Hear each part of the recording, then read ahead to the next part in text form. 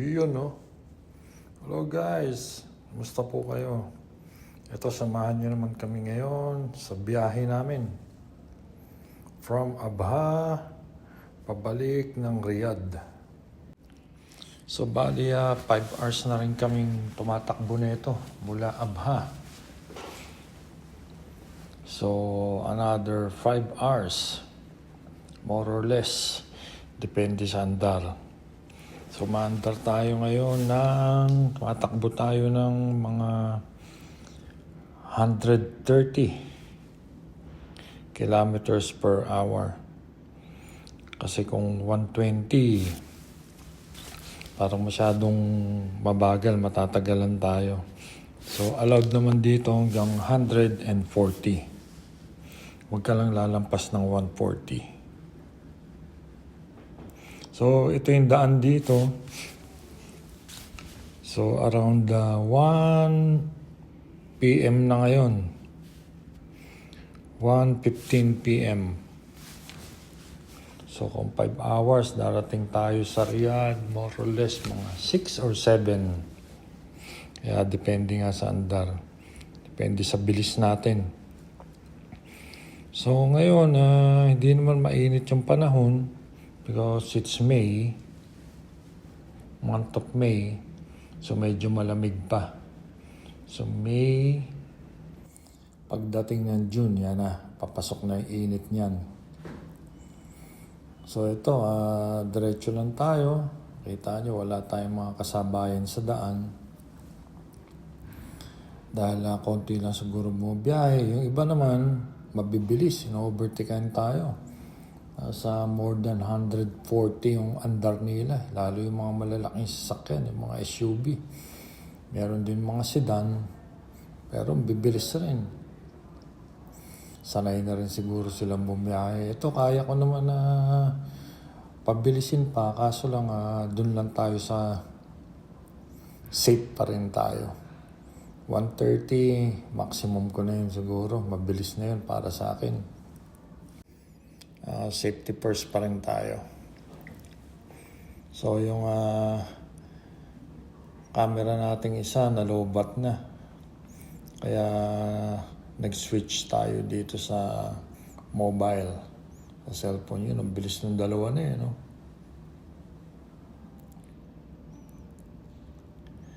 Nasa 130 ako ngayon. Itong na overtake sa atin, mga nasa around 140 or 150 yun. Di lang kasi pulling away siya. Ang bilis Talagang gumuhit siya. Wala, tumuldok Alain mo, bilis ko na, 130. Meron pa palang mas mabilis. Ang bagal ko pala. Mabagal pa pala ako nito. So, yung weather, tama lang naman. Di naman mainit. Tama lang din yung lamig.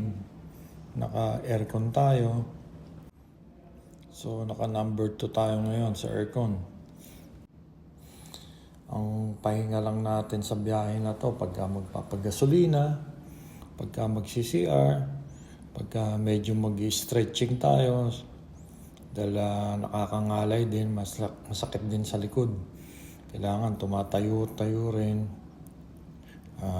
mag-unat-unat.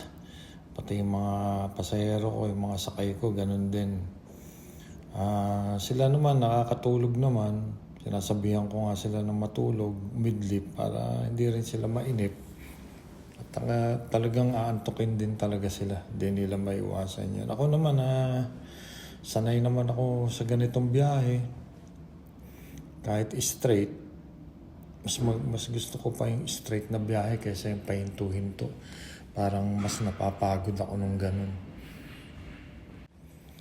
So pag tinignan nyo sa Google Map,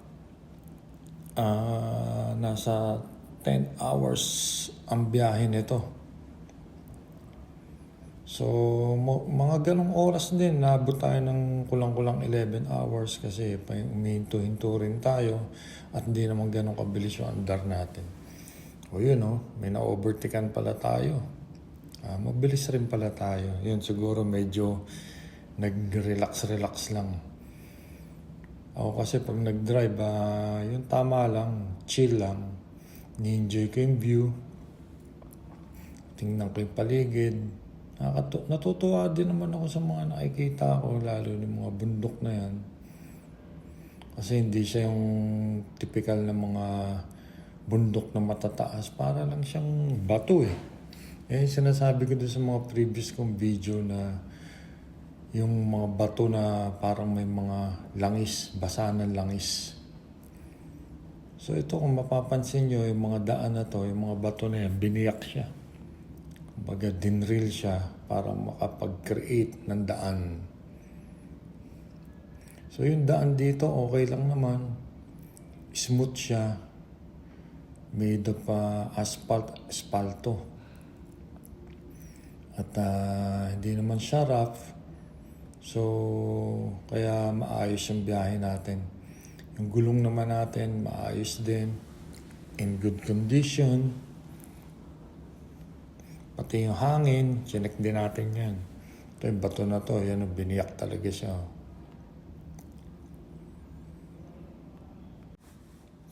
Yun, may mga overtake na naman sa atin.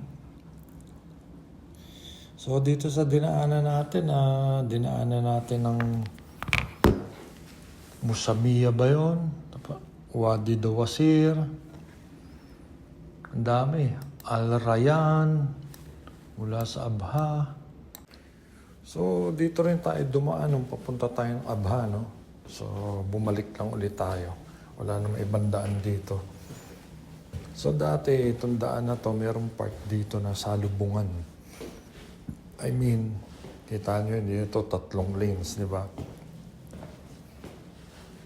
Yung kabila 3 lanes din. So nung salubungan siya, yung 3 lanes na yon, bali 2 lanes lang pala.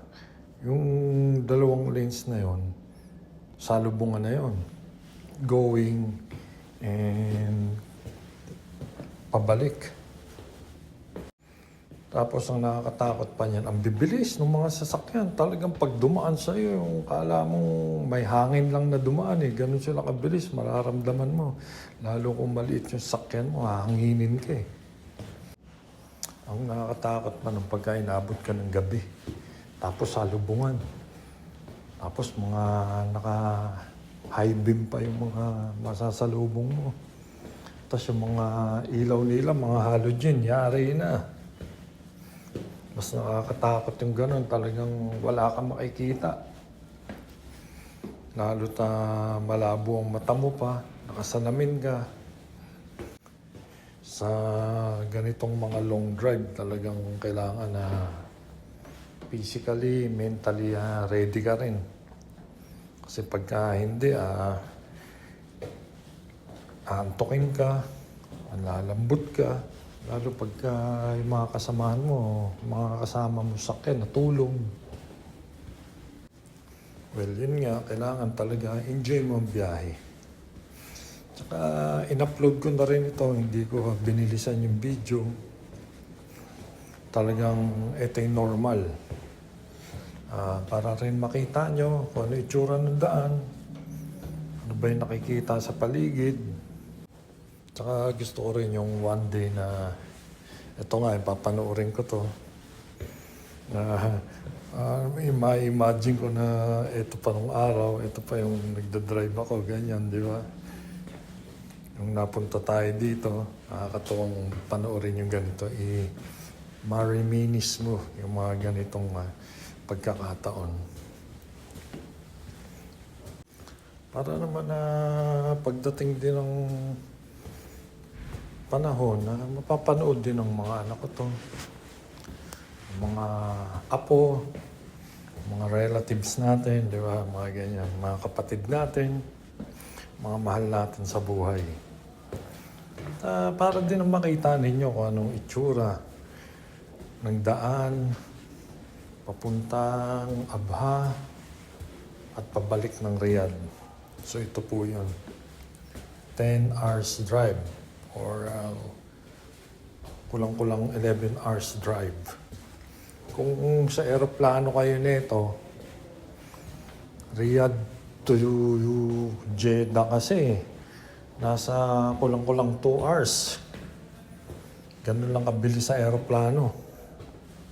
Pero dito by land, kulang-kulang 11 hours. Tsaka dapat lang naman natin i-enjoy ang buhay, di ba? Huwag kang puro ka na ng trabaho. So, kailan mo pang maiisipang mamasyal, mag-travel, pagka hirap ka na maglakad, hindi ka na makalakad, ugod-ugod ka na. Yun ang usual na sinasabi ng karamihan. Na totoo naman talaga, di ba? Sa Saudi kasi, ang nalalaman lang ng ibang pasyalan, yung the usual, yung mga red sand, yung mga heat cave, sa Dammam, sa Al-Kubar. Yan yung mga lugar na halos sa takbuhan ng mga tao sa Riyadh, sa Saudi. Especially during holidays. Yan, ganyan. Yan sila nagpupunta. Pero marami pa pala. Marami pa palang mapupuntahan dito. Tulad nitong Abha, 2 times na kami nakapunta rito. Kasi nga maganda. Unang-una yung weather. Malamig siya. Kahit na tag-init, malamig siya. Talagang hindi siya umiinit. Para kang nasa Baguio. Mas malamig pa nga siya sa Baguio. Tsaka ang kagandahan doon, maraming puno. Yun nga, mataas yung lugar. Ang ganda ng mga views. Tsaka nakakatuwang mamasyal yung lugar na nature-like ba. Yung mga puno, yung mga bundok. Tapos yung paligid mo, puro green yung makikita mo. Nandun yung talagang nakakapagod din pagka bumiyahe, especially kung ikaw nagda-drive. Pero pag narating mo naman yung pupuntahan mo na yun, doon mo mararamdaman na worth it pala. Di okay lang pala kahit nag-drive ako ng ganong kahaba, na ganon katagal. So far naman, sa mga trip namin, mga long drive na ganyan, hindi naman talaga ako. Hindi ko rin na-experience yung talagang inantok ay talagang yung mata mo pumipikit na. Yung talagang halos hindi mo mapigil na yung talagang naglalagkit na yung mata mo. Yung mga ganong dating ba. Basta ang ginagawa ko, pagka salang sa highway, yung mga long drive na talagang diretso, bibili muna akong kape. Yan, habang maandar, iniinom ko unti-unti. So pag naubos na yan, pwede na. So pero siyempre, hindi mo maiwasan na talagang yung mapapahikab ka. Ang ginagawa ko naman noon, umiinom lang ako ng tubig. Basta may baon ako laging tubig. May tubig yan sa tabi ko habang nagda-drive. Tapos minsan binubuksan ko yung bintana para yung hangin ba nararamdaman mo. Tapos may pinapakinggan tayong praise and worship song. Yan ang sekreto natin. Glory to God.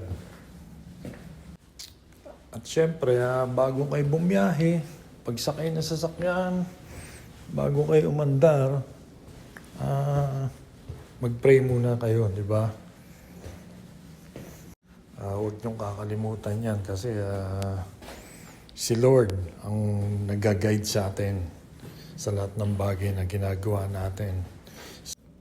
I-offer natin sa Panginoong Diyos ang lahat ng iisipin natin, sasabihin natin, at gagawin natin.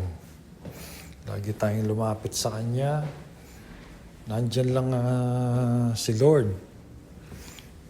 Hinihintay tayo, kumakatok sa pintuan natin, at hinihintay ka niya na pagbuksan mo siya. Papasukin mo siya sa puso mo. Papasukin mo siya sa buhay mo. And hayaan mo siyang manguna. Siyang mag-control sa'yo. Sa future mo at yung past mo, kalimutan mo na yan. I-surrender mo na sa Kanya lahat yan. Alam niyo ba na mahal kayo ng Panginoon? At niligtas niya tayo sa ating mga kasalanan 2,000 years ago. Yung mga kasalanan natin ng kabayaran is death, kamatayan. Pero hindi tayo dumating doon. Dahil ang Diyos Ama, inalay niya ang anak niya na si Jesus para isave tayo. Yun nga, napako siya sa krus, namatay at nabuhay namang muli.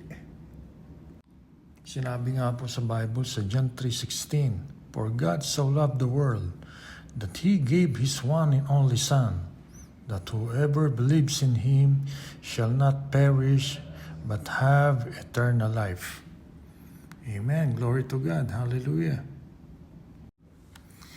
Ini-emphasize po dito yung God's love, the sacrifice of Jesus, and the promise of salvation through faith.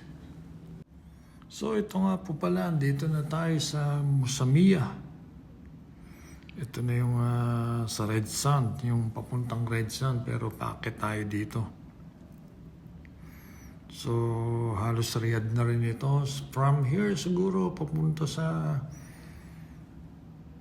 place namin, sa bahay namin, mga more or less 30 minutes na lang siguro. So yun nga, salamat sa Diyos at nakarating tayo, nakabalik tayo ng Riyadh ng maayos, safe, sa tulong ni Lord. So ito po, itong bato na to, biniyak talaga siya sa gitna para makagawa ng daan. Galing, no? Nakakatuwa naman kung ganon. Imagine, kung gaano nila katagal ginawa yan. Kung anong hirap mga dinanas nila, yung talagang nag-drill nito. So guys, thank you po sa pagsama nyo sa amin sa biyahe na to. Salamat sa time ng panonood ninyo. Shoutout po sa inyo lahat, sa mga nanonood natin dyan.